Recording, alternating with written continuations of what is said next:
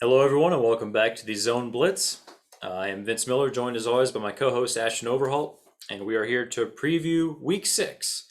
Definitely not as deep of a slate of games as last week, but there's definitely some stuff interesting this weekend. Just like every week, you always say, we get 12 of these. Let's enjoy this one, and there's some really good games this week, Ashton. Yes, there absolutely is. It's yeah, well, it's maybe a little bit top heavy. Like it doesn't have the depth maybe that last week did with just like last week was just I mean that one just hit you in the face. Like that was just good game after good game after good game. Whereas this one it has yeah, I think we have four ranked unranked matchups. And then it drops off, but there's still some it'll still be a really good very much above average Saturday. So yeah, looking forward to it. Sure, and we'll kind of just go through these like we normally do, starting with Friday night. We have a game, Stanford at Arizona State. Arizona State with the big win last week, beating UCLA, which kind of puts them at the driver's seat in the Pac-12 South. Stanford has now upset USC and Oregon this year. Is there any chance to think they can do it the same thing to Arizona State? Arizona State a 10.5 to 11.5 point favorite. Well, I mean, why not? I think we saw the Stanford team kind of get blown out week one against Kansas State at a neutral site there. Since then, they made the quarterback switch. Tanner McKee has played really well. 11 touchdowns, zero interceptions. That's the key. So making do with maybe not quite the weapons that he's going to be going up against, but he's knocking these teams off. I mean, yeah, you could say that probably UCLA and USC have much better weapons, and probably Arizona State too. You could argue that they have the least amount of weapons of anyone in the Pac-12 South, but they're winning games. So yeah, I mean that's really a credit to like the coaching staff. I do want to say too, like in the preseason, neither one of us were very high at all on on No. Stanford, and I don't know, like they've been very impressive. So yeah, I mean, I'm not gonna bet on it. Like, I'm just kind of just staying away from that one. I think Arizona State's maybe a little froggy. They're a little fishy. I'm not a huge, definitely not buying into the hype there. This one could very easily be a close game. Yeah, I'm just gonna stay away from it from a betting perspective. Yeah, this is not one of my 5 games to watch for the week, so I'm not making it one of my locks. But I do have a pretty strong Stanford lean on this one, just based on the way Tanner McKee is playing and the fact that Hmm. they've played up against the teams that are quote unquote better than them. Yeah. They've really played up against those. So I would expect this to probably be closer than 11.5 points, which you can still find, I believe, at some books. Yes, you can. Yep. Okay, number 13 Arkansas plays at number 17 Ole Miss. I guess this is the matchup of the teams that were in the top 10 last week and ran into Alabama and Georgia. So, I mean, is this just as simple as which team can bounce back from an emotional letdown, or are there like more? Is there more to look for here than just kind of the easy storyline? I mean, no, I mean that's a pretty big one. I think we saw Miami just get beat repeatedly, even after the Alabama game. Kind of had some of that Alabama residue, I guess, left where like they just weren't right after that. I hope it doesn't happen to Arkansas and Ole Miss. I really do. Like I hope they rebound and have good years. I don't think the quality is going to be great. I think both teams just got kind of pummeled last week and just like beat up. I hope it is. I hope it could be entertaining. Like it really could. It's a noon kickoff, so it'll be yeah early game. It's for sure it's gonna be one to watch. Like it's still teams that are still ranked pretty high. Like both of these teams have a future for sure. Hmm. And Matt Corral, his Heisman campaign's probably done after last week. It's probably over. But it does. Hey, that doesn't mean that he's not like still an extremely exciting player. Like he's still like he hasn't thrown a pick yet this year. Like I mean, that's really impressive for a guy that throws it as much as they do and take chances as much as they do. No interceptions yet for Matt Corral. So yeah, it's gonna be fun just to watch. I think the differing styles alone. Like you have Arkansas who's gonna try to run the ball. Ole Miss is absolutely gonna try to just air it out and be aggressive. Yeah, take shots. They love to to take shots. So hey, it's gonna be fun. Yeah, for sure, one to watch. Yeah, I kind of disagree with your Matt Corral take. I don't think anyone really expected him to beat Alabama. And he can still play teams that are bigger names like Texas A&M, LSU, Auburn. Yeah, they'll probably be favored in those games, so it won't really be an upset. But I think if he can put up some big numbers and maybe they go 10-2, maybe even 11-1, I would expect him to be a Heisman finalist if he keeps putting up big numbers in a situation like that where they win 10 or 11 games. But yeah, this game, I like these teams. Like, I really hope that they don't just collapse under the emotional duress of playing in Alabama and Georgia this year. Uh, Yeah, I just really hope they can kind of stay on track and complete what's been looking like it could be really good years for these teams. Ole Miss is favored by 6.5, by the way. yeah, I would say that Bryce Young, as far as like the Heisman talk, like I think Bryce Young's lead is so big, like it's going to be so much more because he beat Corral head to head. I think people remember that, especially like when it comes down to like tiebreakers. And yeah, like Matt Corral has not played bad, but it's very difficult to win a Heisman and not be like elite or in like in at least in the playoff conversation. And Ole Miss isn't going to be in that anymore. And so like, or I mean, yeah, probably not. Like barring something drastic happening, Ole Miss is out of any of that kind of talk. So he's going to lose like a lot of that publicity that comes with being in like the playoff, yeah, like kind of even that whole club, like that conversation there. So like I think that's probably where he'll get passed up. I'd say Bryce Young's for sure ahead of him. Spencer Rattler's probably ahead of him, even though he hasn't played well. He still gets a lot of credit from people, and it is like it is a popularity contest. Like it's who's the best player on the best team. It's not necessarily who's just the best quarterback, because I think Matt Corral could be easily the best quarterback in the country right now. Yeah, you might have a point. Which way do you lean on this line, or is this just the type of game where you really have no idea what's going to happen? Yeah, no idea. I if I had to lean one way, I'd probably say Arkansas would cover that number. That's a big number. Like Yeah. that's almost a touchdown again for and like neither team looked good last week. Like Ole Miss got some garbage time touchdowns to kind of make it at least look close, but it was 35 nothing quickly, like I mean just kind of right into the third quarter it was 35 nothing. So both teams were getting absolutely just pounded. And yeah, I don't know. So I'd be leaning probably Arkansas a little bit. I think the probably Ole Miss padding their stats at the end of that game is probably why that number is where it is. In my opinion, that's what I would be betting on. Um, but yeah, like I said, I would overall just stay away from it because you're not sure how teams are going to react to that. Like you're really not. Like how we haven't seen it with either one of these teams, just like a beatdown like that. So like how someone's going to react is kind of anyone's guess at this point, I think. Or like, is that wrong? Like, what's your opinion on it? No, I'm with you. Like this is the type of game I wouldn't be touching with a 10-foot pole Yeah. if I was thinking about betting on it. Yeah, I think we can learn something about these teams in this game just based on how they rebound from Mm-hmm. kind of getting punched in the face a little bit. So our research team just did some quick work and looked up the Heisman odds. So Yeah. Up there. props to our research department on that one. We have a Um, good one. We do have a good research department for sure. Yeah. So the current odds right now, Bryce Young is plus Yep. 125. So Yeah. That's high. huge. That's Yeah, so high. Yeah. that That's is like crazy high. yeah. Matt Corral is still second at plus 250. Yeah. So that's pretty high as well. And then there's a huge drop off. CJ Stroud is actually third at plus 1600. Uh-huh. Spencer Rattler and Desmond Ritter are plus 2000. So those are kind of the names up there right now. But it is interesting to me that Bryce Young and Matt Corral are still like far and away the two favorites in Vegas right now. So we'll see how that pans out going forward. But Desmond Ritter would be at plus 2000 is that's sneaky. Like that's sneaky because especially if they keep winning and if he continues to put up like really good numbers and they get into like that playoff conversation there at the end. That's something like you could easily see him being a Heisman finalist, like easily. right. So like you take that, like you absolutely take a guy that's going to be going to New York, at that kind of odds right now. I kind of hate that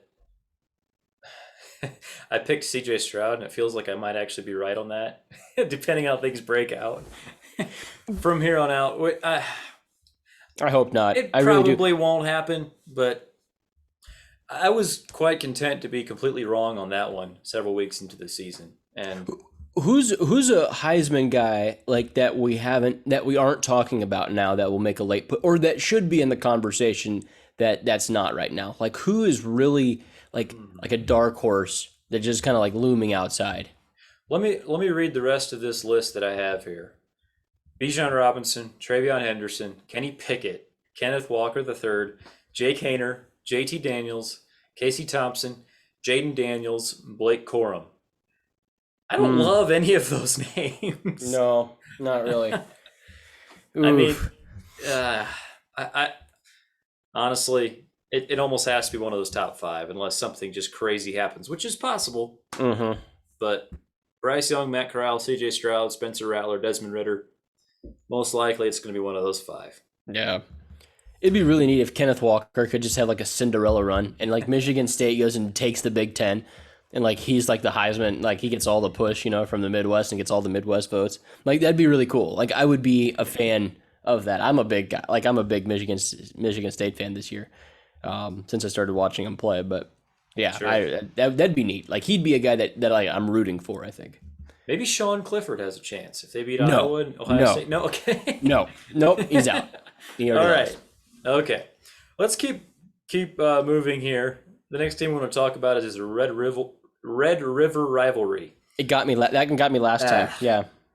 I'd still rather call it the Red River Shootout, but That's fine. We can I call it that. digress. We're allowed to call it that. Yeah, that's sure. Number 6 Oklahoma versus number 21 Texas. Of course, Yep. this game is always a neutral site in Dallas, Texas. Oklahoma 3 to 3.5 point favorite, depending where you look. Texas, pretty decent win over TCU last week. Wasn't dominant or anything, but solid win. Oklahoma, kind of the same story with Kansas State. Not dominant by any stretch of the imagination, but a decent win. What are you looking for here? Who has the better quarterback? That's tough. It really is. You were looking okay. This you could just like look through. You could say this is not. This is I mean a little bit hot takey, but not too much. You could easily say that Casey Thompson, Bijan Robinson, and Jordan Whittington, the Texas receiver, are the best. Like that Texas has an advantage in every single category. In receiver, running back, and quarterback. You could say that. You could say that it's better than the Oklahoma trio, which is Kennedy Brooks, Spencer Rattler, and Marvin Mims. That's not crazy anymore. And like that seemed so crazy just 3 weeks ago. But Bijan Robinson is the best player in this football game. Like Bijan Robinson is the best player in this game. Casey Thompson has been really, really good since coming on. That's been a whole new Texas team, completely different Texas team than the one that got absolutely blitzed by Arkansas. Like that's a whole. It's not even the same team anymore. So I'm not sure. Staying away from this. A 3 or 3.5 for Oklahoma's favored. Is it weird that I kind of trust Oklahoma's defense more than Texas's defense? No, I do too. Like their defense hasn't been. It hasn't been bad. Like I think anything we blame their offense for their woes. Like it hasn't been their defense's fault at all. Like their defense has been good to this point at least. Now they haven't. You could say they haven't really played anyone real yet, and I mean that's debatable. But yeah, like I wouldn't. Texas's defense still gave up 40 to Arkansas. Like that didn't change. Like their defense hasn't had a revolution since then. No. But the offense has, and they've improved from there. But yeah, no, you're right. I would be a slight Oklahoma lean to cover probably because of the defense and probably because of Lincoln Riley's like he has just more experience coaching in these games, whereas Sark's first year guy, I'd lean Oklahoma. I really like the line. I feel like if we'd have set this line in preseason, we'd have probably said, Oklahoma minus 12 or something. 14, yeah. Or 14. And if that was the line, I would definitely be on Texas just based on the way the season is going. But clearly Vegas has adjusted. I think this is a good line. I wouldn't hate the Oklahoma pick. You mentioned that's probably your lean. Yep. But yeah, this is one I would stay away from. Wouldn't be shocked by any outcome personally. I don't see Texas blowing out Oklahoma. I don't see that happening. But yeah, other than that, probably any outcome is likely or not surprising. So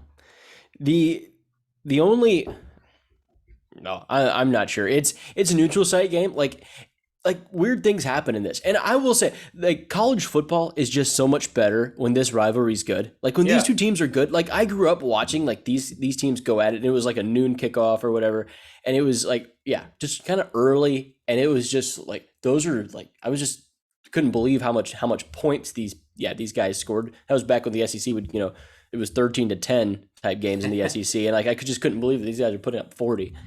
And yeah, I don't know, like the script maybe has flipped a little bit, but it's like as far as like just like the colors and everything, like it just fits together. It just feels so good to watch that game. Yeah, I really like this rivalry. Okay, your team, Georgia. Number 2, Georgia goes to Auburn, who is ranked number 18 after their win against LSU last week. Georgia, a 14.5-point favorite. Yeah, I'll let you talk mostly here. You're the Georgia guy. Tell me what your thoughts are. So stay away from this one. Like, do not bet on this one. JT Daniels, yeah, okay, so this is a Monday night. We're doing this preview podcast on a Monday night. And JT Daniels is not really practicing at all. He was at practice and did some handoff stuff, which I guess, to be fair, if you're playing Arkansas, that's all you have to do anyway. But so like, okay, with Stetson starting, that number is way too high. Like that number is wildly high because Georgia really doesn't do well at Jordan Hare. They really don't. Like Auburn has had success against Georgia there. It's going to be a rocking place. It really is. It's going to be, hey, prime time, not prime time, but it's 3:30, which for the SEC is prime time. Like that's when all of our big games are at, 3:30. So no, stay away from it. Bo Nix has had just a Bo Nix hasn't thrown an interception yet this year. Like we go through some of these quarterbacks that haven't thrown a pick yet. Bo Nix is one of them. Like he's hoping on a miracle every time back there, and they're coming through for him. So credit to the Auburn coaching staff. Credit to Brian Harsin. This is gonna be it's gonna be a top 5 game to watch for sure. But like I'm not, as a Georgia fan, I'm not sure how to feel on it yet. It'll probably take me until probably Thursday or Friday before I actually figure out how I feel about this game.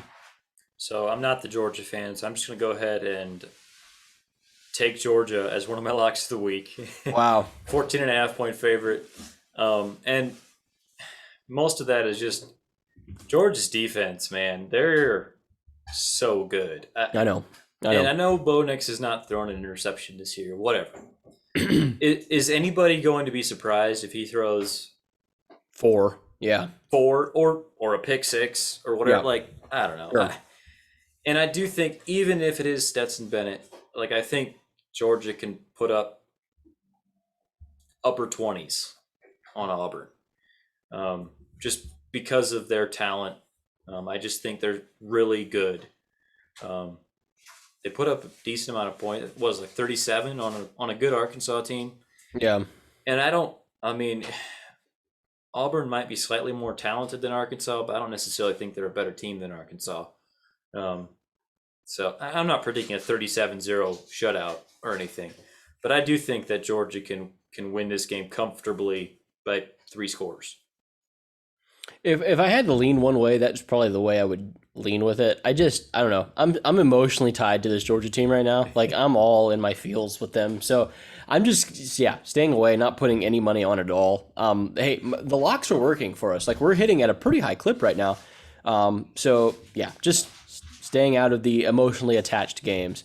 And just staying away from it. If you are, maybe a Georgia lean is acceptable, but Bo Nix has been magic this year, and like it would be so Georgia to have a really good year and get absolutely thumped by Auburn. Just thumped. Like it's happened a number of times, especially when we go on the road to an SEC West opponent and just get blitzed. Like losing by 20 would just feel okay, that's the Georgia team I know. Like that's the team I was expecting this year. So just staying away from it right now because it's scary. Okay. All right, let's move on to a top 5 matchup in Iowa. Penn State at number 3 Iowa. Iowa is actually a 2 to 2.5 point favorite, depending where you look. These are on paper, these are the number 3 and number 4 teams in the country, according to the Associated Press. What do you think, Ashton? No, you're not going to get me on that one. You're not going to get me on that one again. We've already. Everyone knows how I feel about Iowa already. Like, this is one of my locks of the week. Like, how are you not taking Penn State here? Getting 2? They're getting 2 points. I'm stealing. Like, that literally feels like stealing right now. I think this one could get ugly. I really do. And hey, like I said, it stands from what I said last pod. If Iowa puts up more than 20 points, I will come on and raise my hand and say that I was wrong. There's no chance. Like, they have zero shot at putting up over 20 points. I really believe that. Like, I don't think they have any creativity on offense at all. All the best weapons are, Jahan Dotson is still a receiver for Penn State. Like, I'm not wrong there. And like, Sean Clifford has had a really good year. Like you mentioned, the Heisman category, not there yet, but like, he's been really, really good. He has almost 1,400 yards, 11 TDs, only 3 picks. And he's like, it's such a big quarterback mismatch that I'm absolutely taking Penn State getting 2. Yeah, when I looked up this line, I was like, oh, they're respecting Iowa here. Penn State's only favored by 2.5. Well, hold on. Wait a second. No, Iowa's favored. So, yeah, to me, and here's the big if, of course. Everyone against Iowa this year has not done a good job of protecting the ball and whatever. Iowa has won the battle. Yep. When it comes to turnovers and special teams, that's kind of what they're doing. If Penn State keeps their nose clean, this is going to be a 10-point win at least. Mm-hmm. There's also the possibility that Sean Clifford goes out there, throws a couple picks. They give up a big return on a kickoff or something. Like, there is that possibility. Iowa can win this game if they win the turnover battle and some things break their way. I don't think they can win this game if turnovers are even and there's no weirdness. No, there's how many sack, strip, fumble, touchdowns does Iowa need to win this game? Like, I think they need like at least 2, like, or maybe like a blocked field goal returned or something too. Like one thing I could see is if like Penn State just can't get going. Maybe Clifford is just off. And like it's 13-10. Yeah. Like maybe Iowa can win that game without a defensive score. I could see that happening. No. Iowa cannot win this game without a defensive score or a special team score. They can't. Like, what if they showed us to prove that they can't? They haven't beaten anyone without one of those. And like, I think if Penn State comes in, takes care of the ball, and then takes shots, like, you can do that. You can do both of those things. You can take care of the ball and then take your shots. Like, I feel like absolutely they have a chance here. I really do. If there's not all picks are the same. If you throw a pick on a 50-yard 9 route where like, and it's a punt, like it's the same thing as a punt, like, which is, Iowa punts all the time. They know about punts. So like it's fine. Like, it really is. So like, that's what I think Penn State needs to do. And I think James Franklin he's had a good year, by the way, a really big bounce back year for them. They're an impressive team. You have to be impressed with what they've done. And I am only going to give Iowa credit if they win this game. If they win this game, they will get some credit from me. They will. Begrudgingly, I won't be happy about it, but they will get some credit from me for this game. There's no chance they win this game. Yeah, I'm mostly with you. But the one thing that's holding me back is just that I don't think Penn State's offense is like a lock to be good. Like, I think there's a chance they can just come out and lay an absolute egg, especially against a good defense. Yeah. And so if this game, like, if the total doesn't hit 20, like, flip a coin. Like, so we'll see. I'm definitely picking Penn State. You said they're one of your locks of the week. They're also one of my locks of the week. Yeah. Georgia and Penn State. Yep. I'm taking 2.5 points. Absolutely. I feel this is the most comfortable I feel about any of the locks this week. This is the most comfortable I felt all year about a pick, I think. The only other one might have been the Wisconsin-Michigan line, or really any of the Wisconsin lines this year. I think Vegas was just wrong on them. But Wisconsin-Notre Dame, I think, was probably the one I was thinking of that was close, where Wisconsin was favored by like 6.5. Yeah, right. Sure. But hey, this one's right up there, though, because I don't think, like, I would put this one this is a line that Vegas just got wrong. Like this is just an incorrect line. And so, yeah, like I'll take the free money. I really, and by the way, when we agree, when you and me agree on our locks, we're undefeated. We have not lost Right. yet. So just throwing that out there for the casual better. You want to make some money this week. Penn State +2. That's right. And, like we're recording this on Monday nights. There's a good Yeah. chance by Friday night this line is flipped, honestly. Yeah, do I think know. that could I happen. know. Lock it in now. So get on it now while you can. Yeah. Okay. Number 14, Notre Dame goes on the road to Virginia Tech. Most places have Notre Dame as a 1-point favorite here. I've also seen Virginia Tech as a half-point favorite. So essentially a pick 'em. Like essentially whoever you take here against the spread, you're picking them to win the game. So Notre Dame at Virginia Tech. Obviously Notre Dame coming off a disappointing loss against Cincinnati, which all but eliminates them from playoff contention. I think there's still things to play for this Notre Dame team, but this does change the season, and obviously the emotional letdown game. Like there's red flags on this one. What do you expect from this game, or maybe you don't know what to expect?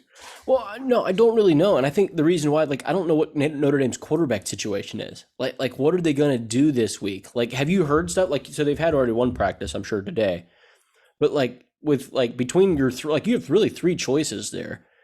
Like, what? Any idea now as to what direction they're going? Well, the choice to actually start is I don't think Tyler Buckner is really in the talks for starting.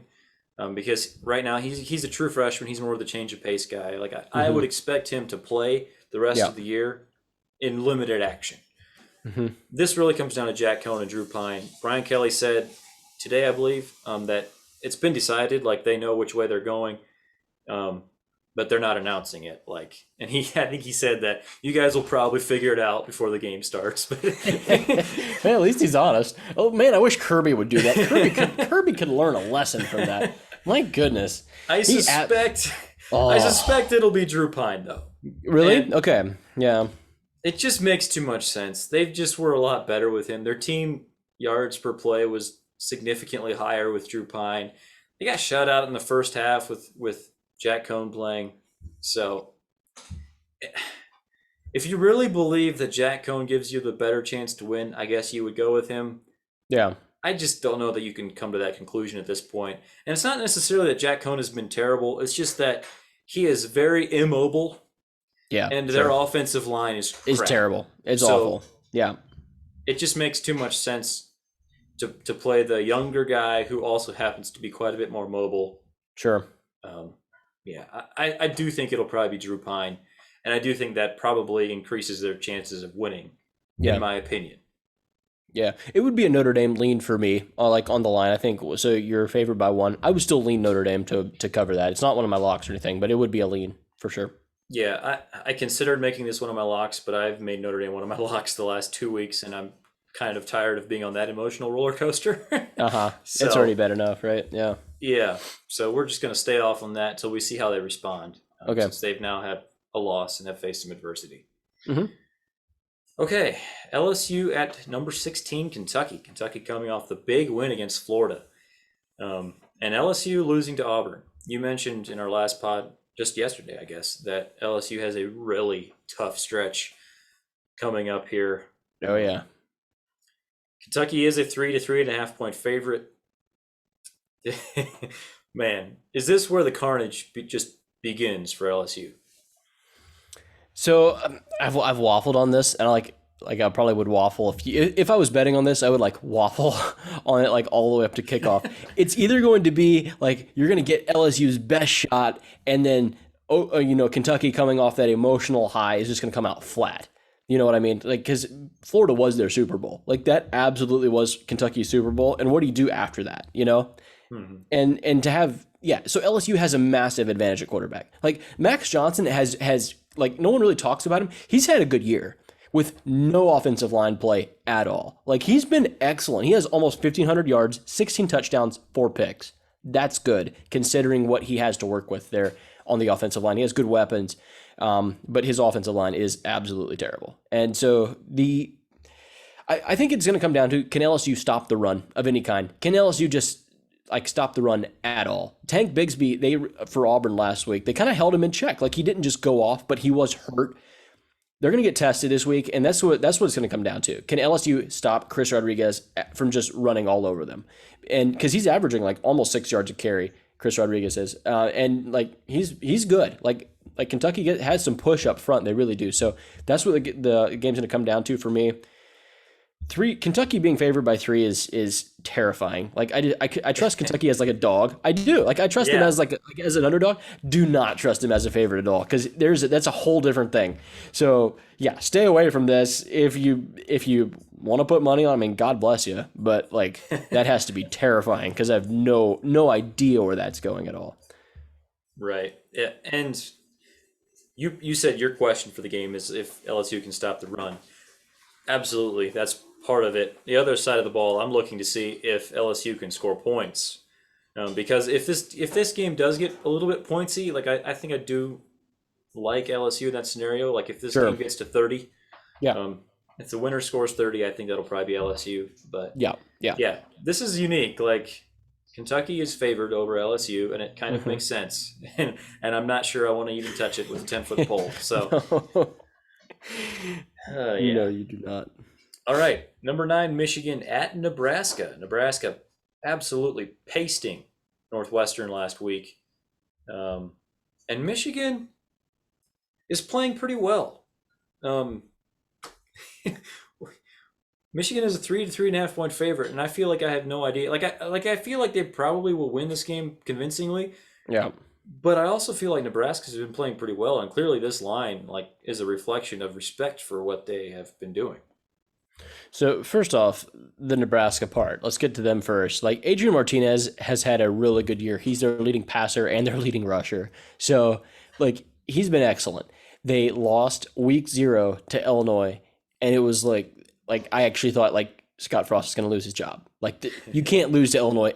Illinois is absolutely the scum of the earth, and like you can't lose to them.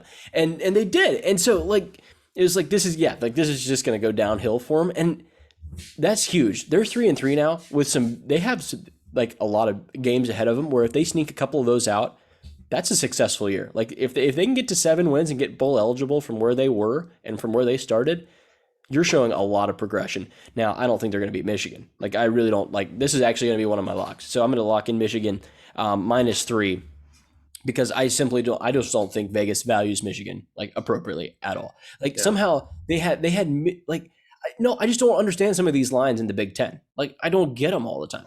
Like what the Wisconsin love. We've talked about that. How is Wisconsin favored? Like I don't. They're favored against Notre Dame, and it's like.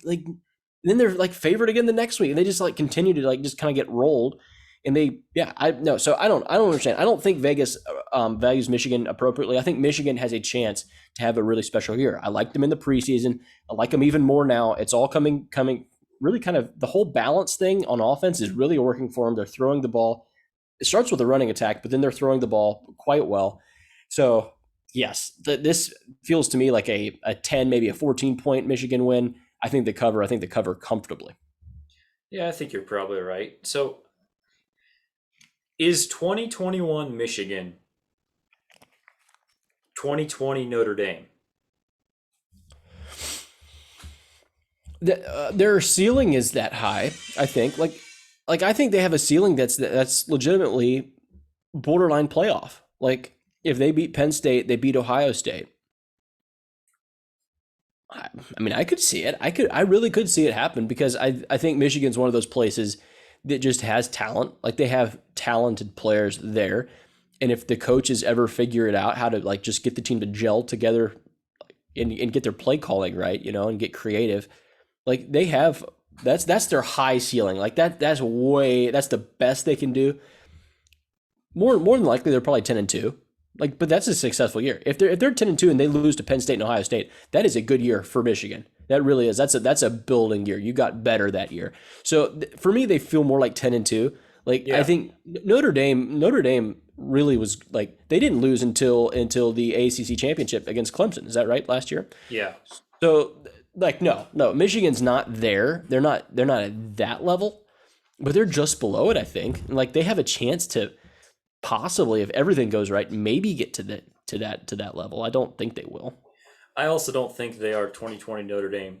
I do think that you could say that they have kind of filled the Wisconsin void. Yes. Like they have for now sure. kind of become Absolutely. Wisconsin. Absolutely. Yes. And the funny thing is, if you look at their class of 2022 recruiting so far, like they're kind of recruiting like Wisconsin has over the last number of years, where they have a bunch of like, maybe high ceiling 3 stars, Yeah. which is not what Michigan needs to do, I don't think. No. And maybe this run of success will help turn their recruiting around a little bit. But it is kind of interesting. Obviously, like Wisconsin has owned them this last weekend. Michigan beats Wisconsin, and it sort of feels like they are the new Wisconsin. Like they have solid quarterback play, good defense, good running game. Nothing super explosive in the passing game, although they'll make a few plays here and there. But yeah, like they're a good team. Probably not going to be good enough to beat Ohio State. And I would probably pick Penn State against them as well. Wisconsin was favored last week against Michigan. Like, Yeah. just letting that soak in there for a little bit. Yeah, I don't know. Like we've ranted about that already enough, but like how do you favor them after they just got blitzed by Notre Dame the week before? Like I don't understand. No, Wisconsin's not very good. Like that we can just go ahead and like confirm that they're not that great. Yeah. So maybe they have just totally switched places, and maybe Wisconsin is Michigan from a year ago. Yeah. All right. Number 1, Alabama at Texas A&M. This is our last game to talk about unless you come up with a different one. Nope. Alabama is 17.5-point favorite against A&M. Before the season, obviously, this was viewed as, probably a top 10 matchup. Big deal. Can A&M finally break through against Alabama this year? Well, now A&M is unranked after a couple of bad losses. I shouldn't say bad losses. They're bad losses. We can call them bad losses. You lost to Mississippi State. That's not a good loss. Like, how is that a quality loss to anybody? You're right. I guess I was trying to give them some benefit of the doubt, as if they're still losing, to decent teams. And I think Mississippi State, is decent, but A&M had like playoff goals this year, and they're not that team. No. Do you think there's any way they can keep this within 3 scores here? No. Like I really don't.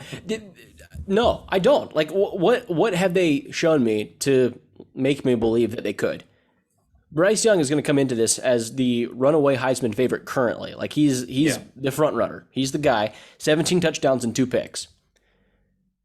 Like you're going to turn him over? Like are you? Like are you going to get some intercept? That's the only way A&M stays in this game is if the defense keeps him in it. Because like the offense for A&M with Zach Calzada is not working. Like it's just not it right now. So yeah, unless Jimbo like goes back and gets like the ghost of Jameis Winston from 2014, and like they come out and like. Yeah, it's just like a real resurrection. Like I don't see this happening at all. I will say the CBS. Okay, your day could be worse. Like everyone's day could be worse. CBS gets 1 game per year that they get to put at 8:00, a prime time game. They get 1 game, and they have to sit there in the preseason and discuss which game. Like they get to pick. Like they get to pick one. They get one, and this is the one they chose. I'm not sure why I like this so much. It's a lot of like, like that had. Oh, that's painful. That is really painful. Like of all the good SEC games, and you're gonna pick A&M versus Alabama. They should have. I guess they should have consulted us. I would like to point out that A&M's win total before the season was 9.5 wins, and you and I both took the under on that. We did, and that's about to happen. Yep. Yeah. They're just about to go under already. Yep. Oh my. No, they have no shot. Like I'm just being very confident at this point. They have 0 chance of beating Alabama. None. And I will say, like, if Haynes King was healthy this year, maybe this would be a different team. But clearly Zach Calzada is not the answer there. Yeah. All right, that's pretty much all the games we have to talk about. Just to recap our locks, I have Penn State plus 2.5 and Georgia minus 14.5. Ashton has Penn State as well, plus 2.5, and Michigan minus 3. Any more thoughts? Anything you're looking forward to this weekend? No, not really. What was our lock record again? I think am I 6-4 and you're 7-3? I think that's where we're at. I think that's right. So 13-7 overall. 13-7 overall. So hey, good numbers. Good numbers from us. Hope our listeners are taking that into consideration. We were doing like much better than most people are. Yeah. Like than like most like big time shows. I'm not sure. I think that's funny. Like some of these lines are layups. Like I actually felt like really confident in these, and yeah, I'm not sure. Hey, we're having a good time. And by the way, our season, and we can recap this again at the end of the year, and I'm sure we will. But like we did a over under for every single team on their win total. Like we just got some Vegas win totals, and just like we think we're high on them this year, they're gonna go over, or we think they're terrible, we're gonna go under. And I was just like glancing through. I didn't like. Obviously, there's a lot to be determined yet, but like Right. we're gonna hit on a lot of those. Like I'm gonna say 60% at least, maybe more. And like that's yeah, I don't know. That's really good. Like I think that's interesting. Something we should definitely do next year, and we should like Mhm. put some money in there. Like we should invest in ourselves. Yes. And we could talk big now. Who knows how it'll all turn out? We might end up under 50%, which would be a You gotta be but cocky. You gotta be cocky while at least you're ahead. Like we are almost twice as many wins as losses. Like who's doing that? No one. No one's doing that. So yeah, I'm being cocky right now. I don't care. what you're saying is not only should you subscribe to us, you should unsubscribe from all the other shows. Yeah. I'm just kidding. Don't do that. If you want to be wrong, like if you want to be wrong, you can listen to them. But if you want to actually win money, listen to us. Like we might actually make you some. So, Oh anyways, man, we talk a big game. For we do. all- Yep. Anyway, all right, it's been fun. Looking forward to another weekend of college football. Yeah, Ashton, season's getting close to halfway done. Don't talk about that. Okay. The season goes by. It goes by so quick. Like you look up, and it's just like, holy cow! How are we? But okay, so think of it this way. Like here's how I choose to think about it. You look back to like you remember week 0 or even like week 1. Georgia played Clemson. Like that was huge. That was actually like a long time ago. So like that was like sneaky long time ago. So just enjoy it. Enjoy each week. Enjoy the middle of the week. Don't just wait till Saturdays. Like enjoy. It doesn't. Hey, you get 12. You get 12 of these days per year. Like look forward to it. Look forward to a good college football Saturday and enjoy every second. I know we will. Absolutely. Okay. Been a pleasure. Thanks to you all. Thanks to everyone out there for listening. Tell your friends about us. We really appreciate that. No, seriously, tell your friends about us. Like and subscribe, all of that good stuff. For Ashton, I am Vince. Thank you all. Have a great week, and God bless.